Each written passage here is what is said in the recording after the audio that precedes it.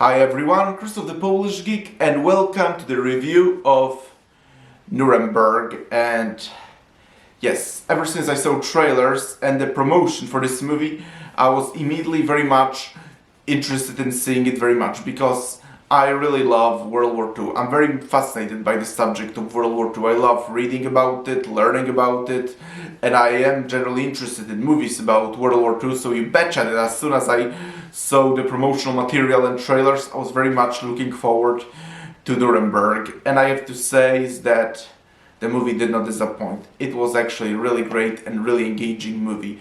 I mean, World War II is very significant to Polish history, but even without that, I'm just very fascinated by the subject of World War II, and when I saw that this is gonna be about the Nuremberg trial of Hermann Goering and 21 other high-ranking Nazi officials, I thought that was quite unique because Hermann Goering is actually not one of those Nazi, although he's certainly one of the most infamous and high-ranking Nazis, basically the second only to Hitler. Like Hitler basically named him his successor, so although he's certainly one of the most evil and famous Nazi officers in history, there weren't that much movies about him until here. And again, the movie is very much about his Nuremberg trial. And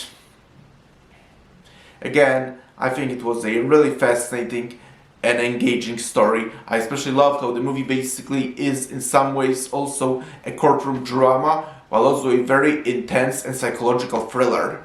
The movie actually kind of flips between a courtroom drama and then a psychological thriller, because on one hand it's the whole trial of Hermann Goering and 21 other high-ranking Nazi officials about their verdict, how much guilt they actually played in the Holocaust and other Nazi war crimes, but then on the other hand there is this psychiatrist, American psychiatrist Douglas Kelly, who actually talks to Hermann Goering to examine his psychology and all that. And this is all such an interesting and really fascinating stuff, especially that later towards the movie, like we do know that Hermann Goering was very much aware of everything that was happening and was an active participant, but because there is no actual way to prove it, that it actually becomes a battle of wits as a way to get him to confess to all the crimes he's committed, and this becomes some really interesting and excellent, fascinating stuff.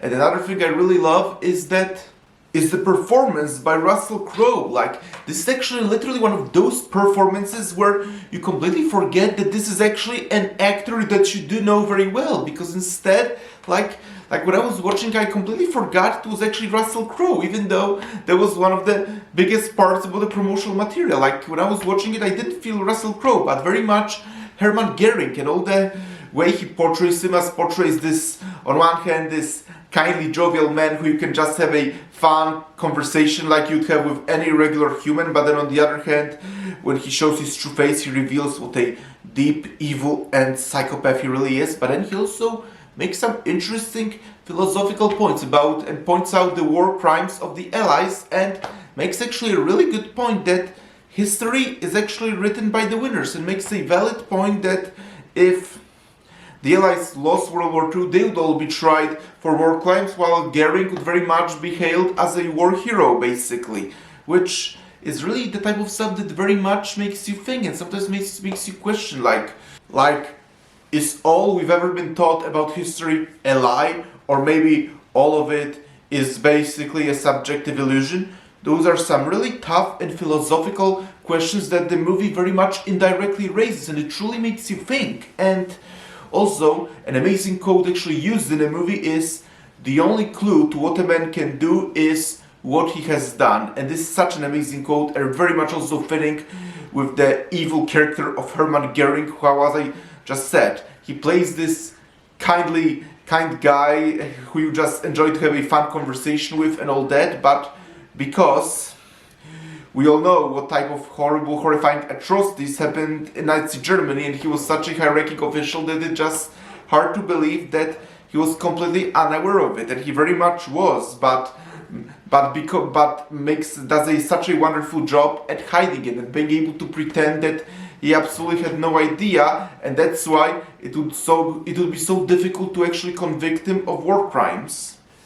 What also really made me happy about the movie is that towards the end, actually, the war crimes against the Polish and the Russians are also very much mentioned, which really makes me happy, because the Polish and Slavics in general were as much victims of Nazi Germany as were the Jews. Like, newsflash, and I'm actually gonna share now some interesting detail about me.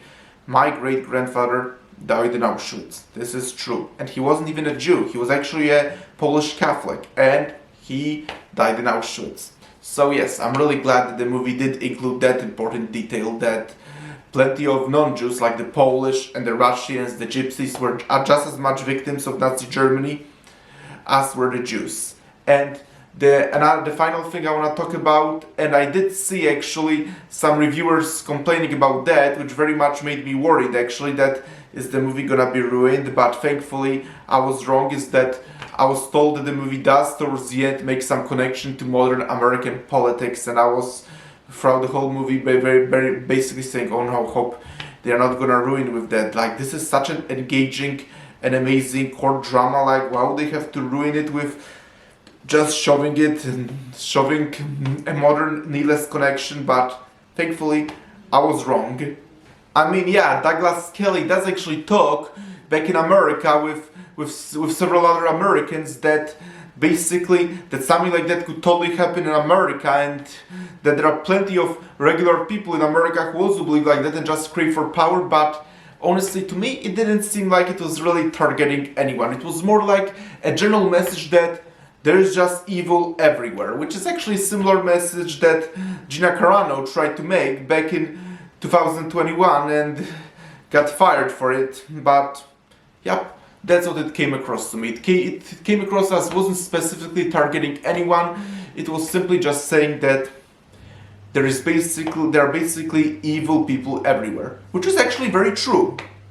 I mean, I do understand why some people felt like that it was basically trying to compare it to modern US politics, because again, this is modern Hollywood we're talking about, and they won't ever miss an opportunity to basically shove their agenda and desperately make comparisons that where they don't belong. So I understand why some people felt like it, but to me personally, again, it just came across as basically an important universal message of there is evil everywhere and even within us, actually. And the final thing is that I did also really love the costumes and the recreation of that time period. Like, it truly felt like basically post World War II with all the costumes and the buildings and the set designs and all of that. So yes, I think the recreation of post World War II period with all the costumes, all that was also really incredible. But overall, the Nuremberg didn't disappoint. I really loved the movie. Again, from really amazing recreation of World War II period, as well as a really engaging courtroom drama and very intense psychological thriller with a fantastic performance by Russell Crowe, who truly gave all the evil into Hermann Goering, and you have a really fantastic courtroom drama taking place in World War II, and I strongly recommend it, especially if you're someone like me who is very fascinated by World War II. But yes, if you love World War II like me, then I very much recommend Nuremberg. So, thank you all of you for checking out this video. Press the like button, please subscribe to this channel, and I will talk to you soon in another video. Talk to you then, bye!